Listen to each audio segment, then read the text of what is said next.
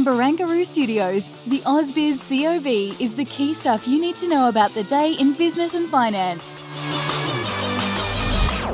Hello and welcome to the COB. I'm Andrew Gagan. Thanks for listening and watching on this Tuesday, a day of another record. In fact, as on the ASX 200, we crossed that magical $8,500 level, 8,500 points, I should say, getting carried away there, and also on the CBO 200, up around a similar amount, about 0.75%.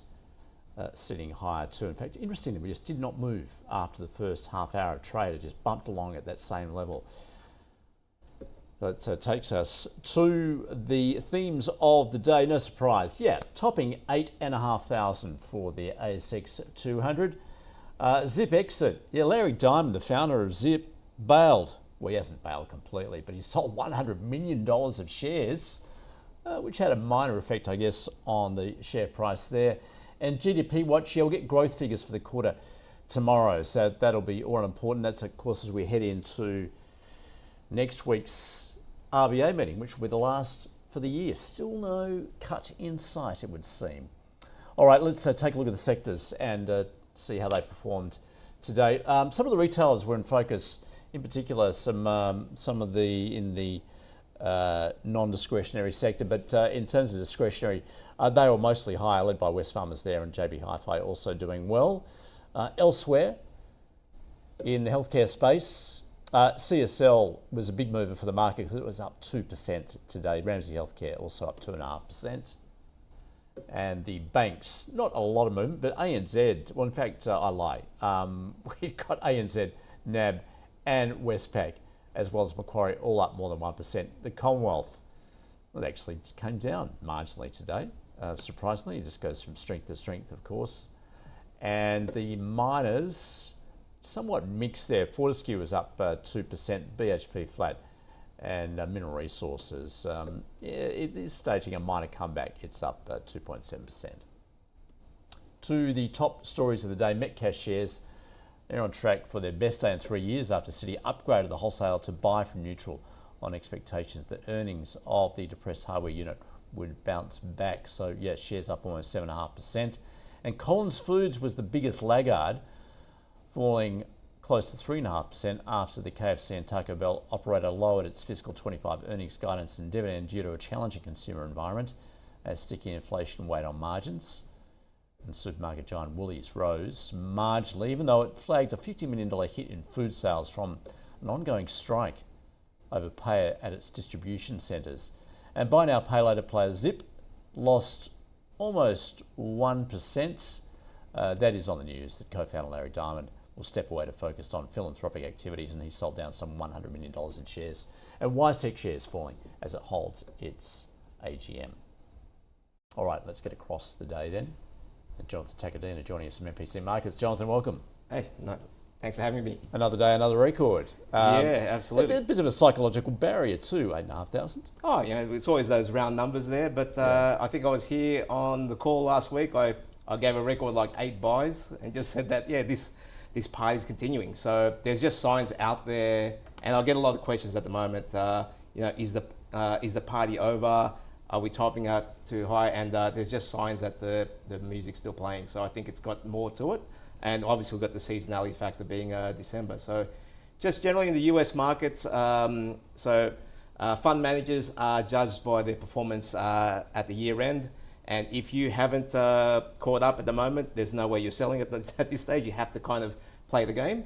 And obviously you have to chase the market. And that's why I think that we're going to have a good, strong finish into year's end. All right, the Santa rally is very much in place then as far as you're concerned. Yeah, absolutely. So I think the stats were that if in the US, if you have the first half of the year greater than 10%, there's an 80% chance that you'll have a good positive December. And usually that's around a 3% rally. So if the US has a 3% rally, we're going to keep going high from here. So I think maybe 87, 8,800 into the year's end. Sort of helped along a bit by the Trump trade, wasn't it? Oh, absolutely. So you can just see, I did bring a chart of crypto, and that's one sign that shows you that the party is not over yet, just yet. So well, we'll get to crypto. Yeah, we'll bring that up in a second. Let's stick with equities for now. And so, look, inevitably, as an investor, when you're in the market, you see gain after gain, record highs, you're going to get nervous, aren't you?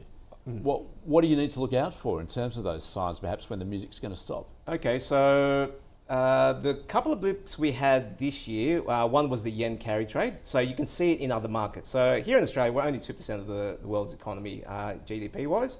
So you'll see it in other sectors first. So I would have thought, some of the bond yields rising after the Fed cuts, that would have stopped the equity markets not to be. We had rising escalation in the Russia-Ukraine war. That didn't stop the equities market. So I've been looking for what could stop the market next year, and I think one thing that is on my radar is the higher mortgage rates in the US, and if that slows down the housing market in the US, that could be one of the things to look out for. But just for now, I think that the market's pretty much clear sailing. I think maybe till Trump gets in around that January 20, around that February mark, I'm still quite bullish for the next couple of months. Yeah, well, January 20, once he actually takes office, and maybe we'll get greater certainty about what he's actually going to do. Yeah, absolutely. So timing-wise, we got that Sounder rally. I think that's pretty much in the bag. I think we head higher from here. Yep. He gets in if he doubles down on tariffs or things like that, or even pulls them back. I think we have to watch how the market reacts to those changes and policies. And then if there's a pullback on that, then that could be the dip to buy. But just at this stage, just stay invested if you're long. Jonathan, just a couple of stocks to watch. Zip, gosh, it's done well today. Yep. And kudos to Henry Jennings. I think he picked it. It was his Christmas stock last year, so that's right. Yeah, great. Well out of it. Great call there.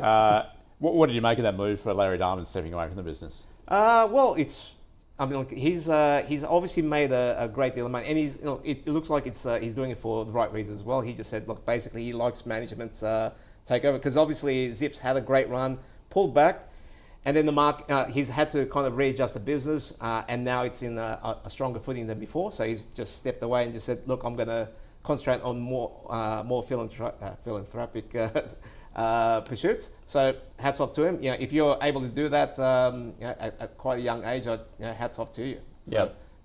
So great move from his part. Let's see how the shareholders take that into the stride. But at this stage, it hasn't blipped on the share price. In the food space, Collins, Metcash, what do you make of that? Well, Metcash shares rising, Collins Foods coming off, did lower its fiscal guidance. What are we seeing there at the moment? Yeah, so with Metcash, I think it's just been an underperformer for so long. Obviously, we've got the big duopoly of Coles and Woolworths pretty much just taking up that space, and then what we've seen is that with the spotlight being taken to them and the ACCC taking them to trial, it's just opened up a gap for them to take it in. So obviously, with their IGA brand and taking, because they've been really cutting their expenses over the last few times. The share price hasn't reacted well to that, even though management has been doing their job quite well. But the last couple of days, obviously, the tide's changed, and I think it could just be fund managers, doing the chase again, and they're buying the undervalued stock rather than the leaders in the space. And an observation, you have, like the Goldies. Yep. Big news, of course, yesterday with Northern Star. Yep. Taking out De Grey. What do you make of that move? Do you like Northern Star still? Yeah, so Northern Star just has a great history of pretty much just running their assets to pretty much perfection. So them taking over another tier 1 deposit at a reasonable valuation with upside for exploration makes sense to me. It just seems that they use their own cash flow to expand their base. So I think it's a great move. We might see a blip short term in the share price, but I just think long term Northern Star will squeeze great value out of that asset. All right. Now, Jonathan, earlier you were talking about if you wanted to take advantage of the Trump trade, no better asset than crypto. Yes. Of course, we did see Bitcoin fly. It stalled. It just failed to get across that we talk about psychological barriers, 100,000 US. Yep. Just failed to get there. Meanwhile, we've taken the alts have Yes. have now taken over, and what we refer to this as alt season, essentially. That's right. That's right. So in the previous crypto runs, basically Bitcoin and Ethereum usually runs first, and then we see the altcoin run after that. So what we've seen here, and that's the chart that I want to show there. So that's the crypto total market cap without Bitcoin and Ethereum. So you've taken out the gold and silver play, and basically the rest of the market has taken off. So that chart doesn't look like it's stalling out to me at this stage. And well, it's exponential, isn't it? Yeah, exactly. And the funny thing is that it's a lot of the maybe the top 20, top 30 coins that are doing it, and a lot of the crypto guys call them the boomer coins. so things like Ripple has done a 5-bagger, Stellar Lumens, H bar.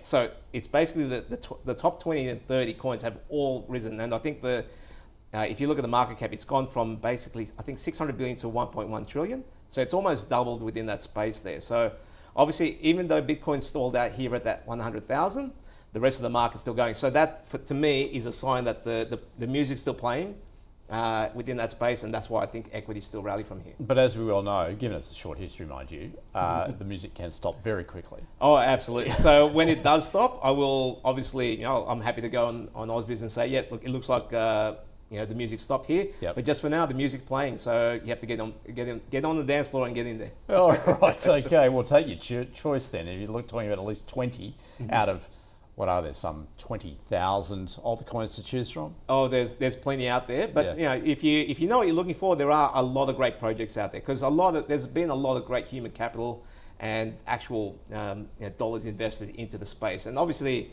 if you've been in the space a while, the technology actually makes a lot of sense. We've got pretty much a store of value within a digital space that in some instances is more practical than traditional stores of value. So it's a great space, but it does move quickly. So when the party does stop, it will stop quickly. Be sure to warn us. Yeah. All right, Jonathan, great to get us across what you're seeing in markets at the moment. Thanks for joining us in MPC Markets. No problems. Thank you.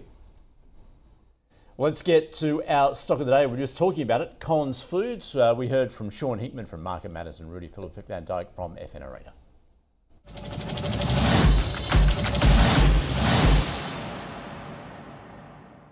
It was interesting the other day that Goldman Sachs came out and said they like the idea of switching from Guzman into Collins Foods. Oh. Now that's looking a lot more attractive today. Doesn't mean it's right. I've still got Collins Foods. Obviously, it's very fresh to me. I've literally only heard that feedback. We just got it in the hold basket. Right. It's not attractive to us. We don't see any reason to go in there. It's quite a mature business. I think if you're in there, there's probably not a particular reason why you should sell. Right. A day like today, the result is it's not that it comes out of nowhere that the results are lower. They're probably a little bit lower than forecasts, and that's basically what happens on the day. It's compared to what the forecasts were. Yeah. But it doesn't mean that in 12 months' time, in 2 years' time, the share price can't go higher. It's not excessively priced, which I assume that's why Goldman Sachs' preference comes in. It's a value thing. Yeah.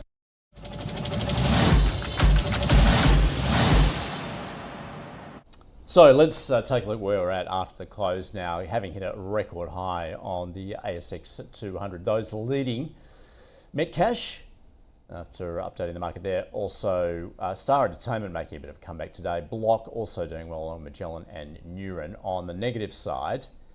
And it was Web Travel has been hit again, down more than 3.5%. SiteMinder. Collins Foods, which we just talked about as far as our stock of the day, down more than 3%. Northern Star coming off a little further off that deal where it's picking up De Grey and Deep Yellow. Some of those uranium miners hit today as well. At the smaller end of the market, let's see what's moving. Tivan up 12.5%. Findy has made a bit of a comeback.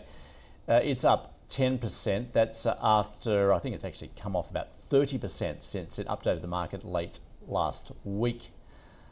On the negative side, Legacy Iron Ore tumbling 10%, Polymetals, Jupiter Mines among those that have fallen today. So, what's happening overnight? Well, we get the US JOLTS job openings report. It is jobs week out of the States, and you get some more Fed speak at the same time. And ahead tomorrow, we get that all-important read of growth. Third quarter GDP for Australia will be revealed. Also, so November PMIs. And on the corporate front, AGM from Sinlay, and also in China, the Caixin Services PMI. So a recap of where we've finished on the CBO, up 0.75%, and on the ASX, up almost 0.6% to a record, just taking a bit of a dip at the end there. In fact, just dipping below the 8,500 mark. That is the COB. We'll see you again tomorrow.